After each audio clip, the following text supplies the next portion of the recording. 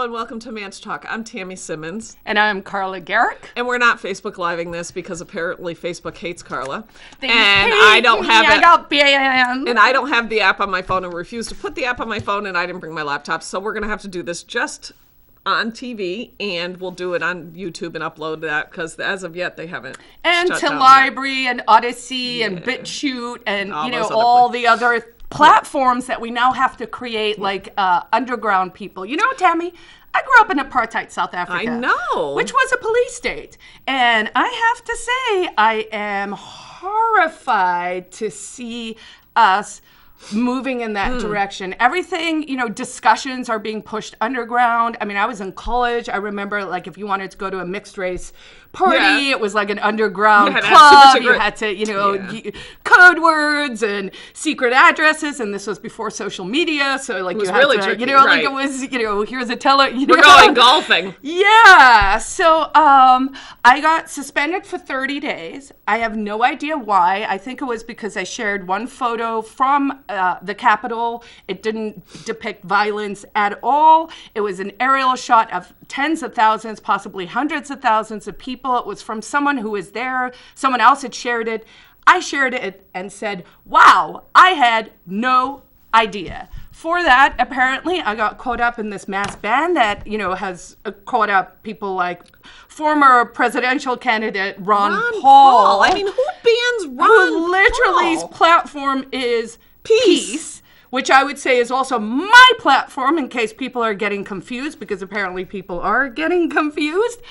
So it's a 30-day ban. I can't send messages. I can't work on any of my pages. I own at least 21 pages.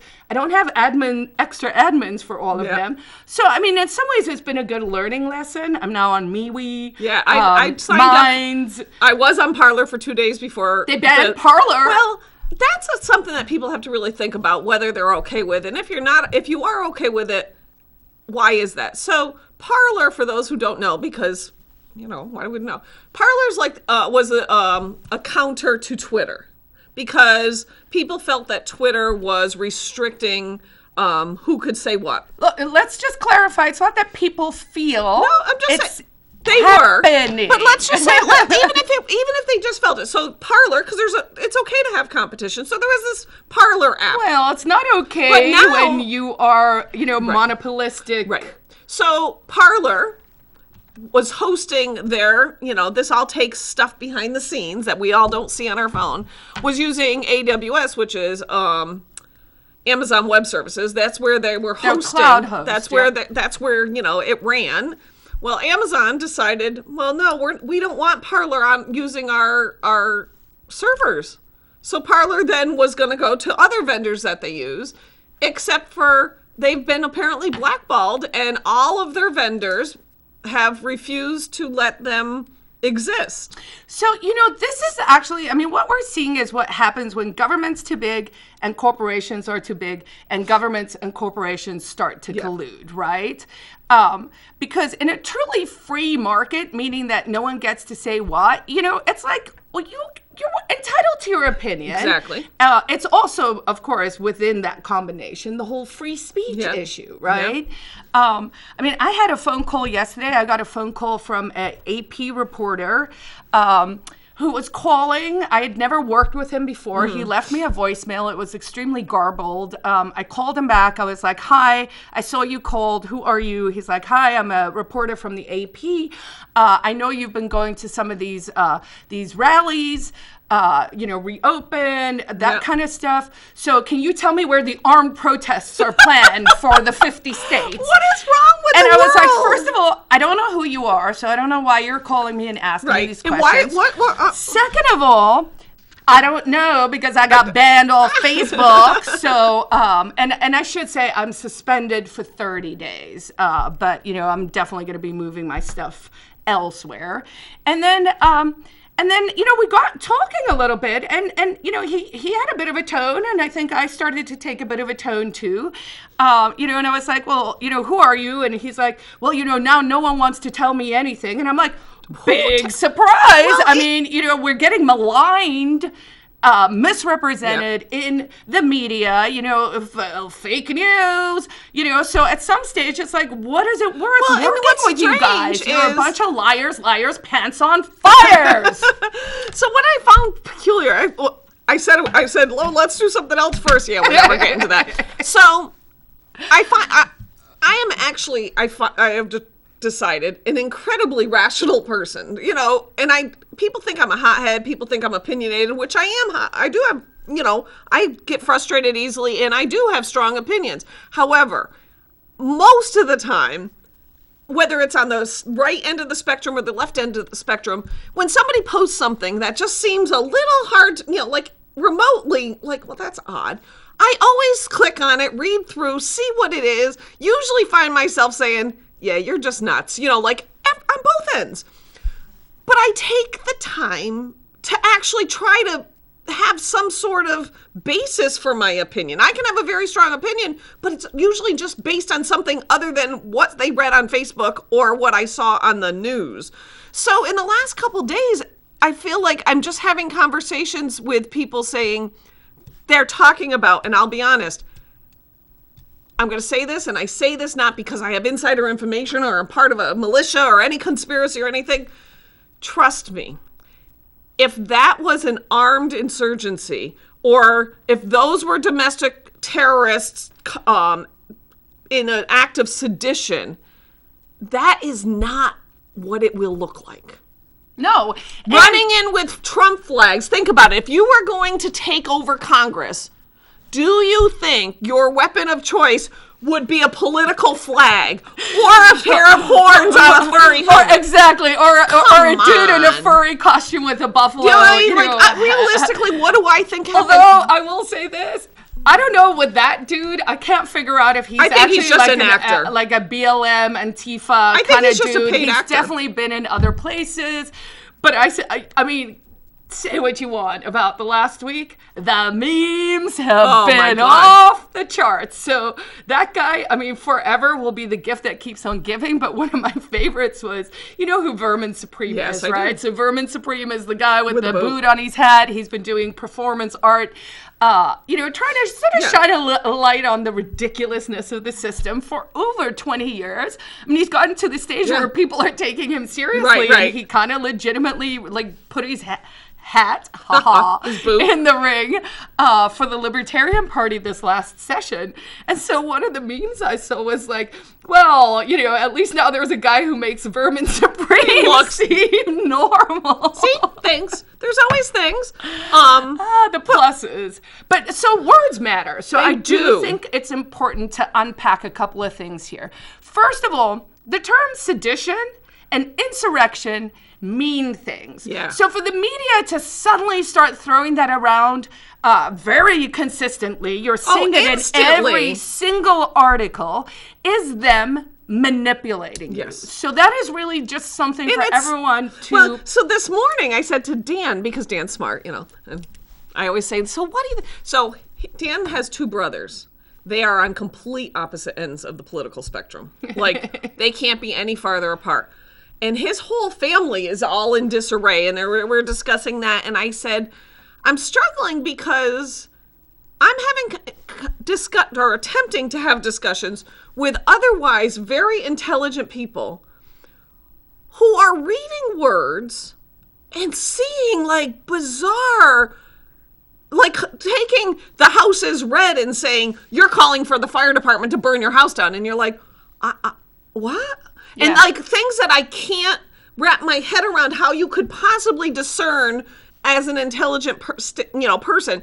And Dan looked at me and he goes, moral panic. And I haven't used that term recently. And I was like, moral panic? I've forgotten about moral panic. So I did Google because I'm like, okay, what exactly is moral panic? Moral panic is a feeling of fear spread among people that some evil threatens the well-being of society. It is the process of arousing social concern over an issue, usually the work of moral entrepreneurs in the mass media. Yes, because that is exactly what is happening. That is exactly, and this is not a new term. For those of you who say, well, that's just something. No. Moral panic, this is a discussion from the 60s because they were trying to understand why there was a counterculture against young people. Like, what is going on? Why is everybody, it's probably the same with the reefer madness time. Like, why is this here? Because moral panic. Right. And so the word that jumped out for me there was actually spread. And that's the thing that I want folks back home to really stop and think about. Who are you consuming your news from? And what are you doing with what they're sort of bombarding you with? I mean, for me, I find it, laughable that now everyone's focused just, like there's no more COVID. Like, there's no more COVID, and that's sort of moved on. But these words, because amongst other things, having been actually accused of being a domestic terrorist now, 2013 that happened. Here we are back in 20. That really did. I was really disappointed. And and now I see that term being bandied about by people like Chris Sununu. Right. I was very disappointed. And I'm like, what? This is not right. And let's stop with the big lies. What a big lie is when the media and what was that? The moral entrepreneurs. And the media. So those are the people who are trying to influence you, right? When they start throwing these terms around and pointing at other people to get the attention of themselves, perhaps, then you have to really stop and listen. So I was at the rally at Chris Sununu's inauguration last week. I saw a couple pictures. Seemed like... there were 150, 200 people, 100% peaceful. People spoke, people sang. Yep. There was a fairly significant state trooper police presence. I gave a little speech all about peaceful. So, So, if you're like Gandhi and Nelson Mandela and people are calling you a domestic terrorist, then are you maybe just the freedom fighter that's actually trying to keep the individuals in the world free because everyone else is trying to control you? A lot of the discussion that I notice is people... I think there is a legitimate comparison to be made because people are trying to say that Donald Trump's speech on Wednesday incited violence and called for violence and all this stuff, which it didn't. But okay, that's what I watched it semi-unfold. I came home, I happened to turn the TV on, and I was like, oh, what the hell is happening? Like, what? I knew there were a bunch, people going to D.C. for a protest. Whatever, like we do, it happens all the time. And they showed the footage of the 300,000 people walking down the boulevard singing "God Bless America," right? Because the media showed you that. Did the media show you where the police opened the doors to the Capitol where the people came in? No. The things that you start watching, and I literally, if I had thought that this was an overtaking of the government, trust me, I would have been watching. We would have been like, Dan would have brought his laptop down. We would have been watching TV. I was just like, oh, some yahoos got out of control at the right. That's literally where it was, right? And off I went to do my thing. And then it started bubbling, and I was like, what the heck happened? So when you read about it, because they talk about sedition and the damage, and they terrorize the building, and yes. I'm not discounting the fact that a police officer was killed because I'm sorry, those people should be held accountable. You can't kill other people anytime. And also the police officer who killed somebody else, and if that was should also be held liable. Right. Same standard for both sides. So I looked, and I was trying this morning, Googling, because I'm like, so what damage? Because I saw a picture of some guy holding the podium that Pelosi speaks at and all this stuff. So I Googled to try to see, because if there was all this crazy damage in this, takeover of government and this armed, sedition or whatever it was where people weren't armed, the pictures are all like, there's an office and there's papers strewn about. And then there was a sign outside of Pelosi's office that's been damaged. And there were some broken windows, but it wasn't like somebody set the Capitol building on fire. Now, in contrast to that, let's think back. I know it's a long time in the past. Oh, the peaceful let's go back to the peaceful over protests over the summer. Kenosha, Wisconsin had $50 million in damage. 100 businesses were damaged. 40 of them never came back. Portland, Oregon had $23 million in damages. 303 police vehicles had been vandalized. Minneapolis had 220 buildings damaged, $55 million in damage. Like, major damages. Buildings were set on fire. cars were trampled. People who had nothing to do with it were impacted. That is what riots and like chaos look like. Here's the somebody inside scoop. holding a podium for a picture next to the guy with the horns or whatever craziness it was. So I'm sorry, those are not the same. insurrection is looting, is rioting minus the looting? Is this how it works? Insurrection. Well, no, because I was like, is that what that means? That doesn't make it. No, Right. that's not what it means. I'm making a joke. Oh, yeah. But what I'm saying is, Dan's brother said the guy who was holding the podium was the same as looting. How do you have a conversation with an otherwise intelligent person who honestly believes that if somebody takes a picture with Nancy Pelosi's podium, that is the same as the looting that occurred last summer? How do you moral panic? So moral panic. I mean, I would actually encourage people to also see if you can find the side-by-side comparisons, and maybe I can bring some examples at some stage of headlines, right? So I think it was on Vox and on maybe Vice that you have these side-by-side headlines. Same story. Where it's literally, let's say, something from last summer where there were violent riots with looting, with a lot of property damage, where and people got hurt yes. and died. And then you have what happened at the Capitol, and the headlines, just from the headlines, you can see that you are being lied to. Right, because you are one being is told- framed this way, and the other one's framed that way. And if we can only teach people back home to think about things in one way, it's like if you are coming to an issue with an open mind, a rational mind with some logic, then you should understand that both those things should be treated the same way. Yep. It's the same thing. If you burn down this building or this building, don't do it. You're not supposed to be burning down the building. In the same theme, but in a different subject matter, because we'll have, we're 20 minutes in already. What's up with that? Are we? So last Wednesday, same day, the New Hampshire House had their constitutionally required opening day, right, in a parking lot, which, whatever. We're not even going to get into the why we're in a parking lot. So each rep, a lot of the reps were individually in their own car. I know Janine Notter from Merrimack posted, and Lynn Ober was probably with her husband, but these people are literally in a car by themselves for the most part, in a parking lot, doing their job as elected officials with the car radio tuned to hear the House session. That's how it worked. You could tune in like if you were at a drive-in, right? So they're in their car. Most of these people have no idea that anything is even happening in DC, right? Because they're paying attention and doing their job. At some point, somebody made a motion to suspend the rules to allow a resolution or something. Keep in mind, most of the people there don't have any idea what's going on in DC. And it's late in the day, and you've been in your car, and you're cold, and you want to go home. And there's a lot of freshmen who don't even understand what suspending the rules to end, blah, blah, blah, right?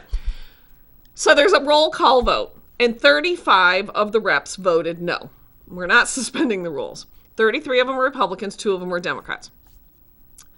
Then, since the rules were suspended, there was a motion to have a resolution condemning the violence in D.C., which passed unanimously. Sherry Frost, who's a representative from Dover, who's vulgar and vile, who is an actual radical extremist right. and quite dangerous and advocates for violence and is all very the much time. allowed on Twitter and Facebook and everything, has unranked. She can post whatever she wants. She took to Twitter to say, you should be outraged by these 33 representatives that voted against the resolution. No, actually they didn't. First of all, it was 35, not 33, but she said, but she talked to the 2 Democrats and they explained that they made a mistake. So that's okay. So then, even worse than that, I see Willis Griffith, who's a Ward 11 state rep, right? He apologized for voting against the resolution condemning the violence. And I sat at my computer and I just thought, I'm going to get a neck ache just from going like this all the time. First of all, Willis, just so you know, you didn't vote against the resolution condemning the violence. I know you're confused about what you voted about. You voted against the rules. You voted against a rule change. Yep. But yet, because those like Sherry Frost of Dover come after everybody for things that aren't what she says they are, you felt obligated to apologize for doing something that you didn't do. This is what's wrong. This is what's wrong. You've got people who are bullying and terrorizing other people. Look at the Troy police chief. Can we just talk about my bullying session this weekend? So imagine my consternation when I wake up on Sunday morning and my Google alerts are all like, I'm in an article about white nationalism and anti-government extremism. Maybe we could call those words, I am pro-peace, pro-liberty, pro-individualism, which pretty much means I'm anti-slavery and pro-mankind. So, before we all get confused. But it is Xandra Rice Hawkins, who's another vile person. So Xandra Rice Hawkins from Granite State Progress, this lady moved to New Hampshire to try and make it more progressive and expends all her time trying to make being free paid staters to do that. She's been paid She's paid all by along. Soros. You can go listen to the Podesta files.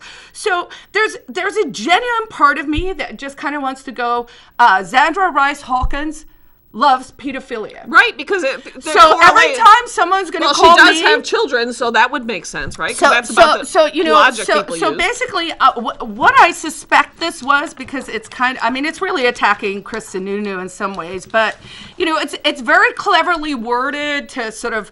catch groups up. Yes. She knows I'm litigious. I did look at it. I had a lawyer look at it. I'm like, can I sue? We'll see. But really the note she's trying to strike is just that everyone's armed. We're dangerous. The word armed, dangerous, and threatening appears, 100 times in this. I'm exaggerating. Well, you're probably a domestic terrorist because that's alarm bells, the word of the week. Violent rhetoric, blah, blah, blah. So just categorically for folks back home and anyone who's confused, I am 100% peaceful. I am anti-government. I do not think that position is extreme unless it's extreme how the founding fathers founded the nation and the fact that America, unlike the rest of the world, actually does believe in individual liberty, in freedom of speech, in freedom of choice for your life, right? So, if that's extreme, then I guess that part of me is extreme. I am not a white nationalist. I know, that one cracks me up. I was an anti-apartheid activist in South Africa. I voted for Nelson Mandela. So I find this super, super, super insulting. But I also don't lose sleep about it because she's not worth it. And they're not worth it. And this messaging is not worth it. But maybe I'll write some SEO stuff that ties all these people's names to pedophilia, and we'll see how you like that. Well, so another example here in New Hampshire is out in Troy, small town of Troy. The police chief, who was a Trump supporter, because he's allowed to have his opinions, he went to the rally, the protest. He did not participate in anything illegal. He went to a protest, as is his right. Now, the town of Troy has closed their public offices because they are receiving threats. The selectmen and city employees, threats of execution, like crazy people threatening because their chief of police was at this rally. And I thought, wait a minute, I thought it was the Trump people that were the violent ones. I'm confused. Who's threatening the town of Troy then? If the Trump supporter guy is at the center of it, it can't be the pro-Trump people that are threatening the town of Troy, because the town of Troy said he has every right to go to a protest if he wants. So can I was thinking about this the other day, and I'm going to assume this is going to be unpopular, so bring on the hate mail, right? When I was growing up in South Africa and working just mail us about anything. ManchTalk@gmail.com. Nobody ever mails us.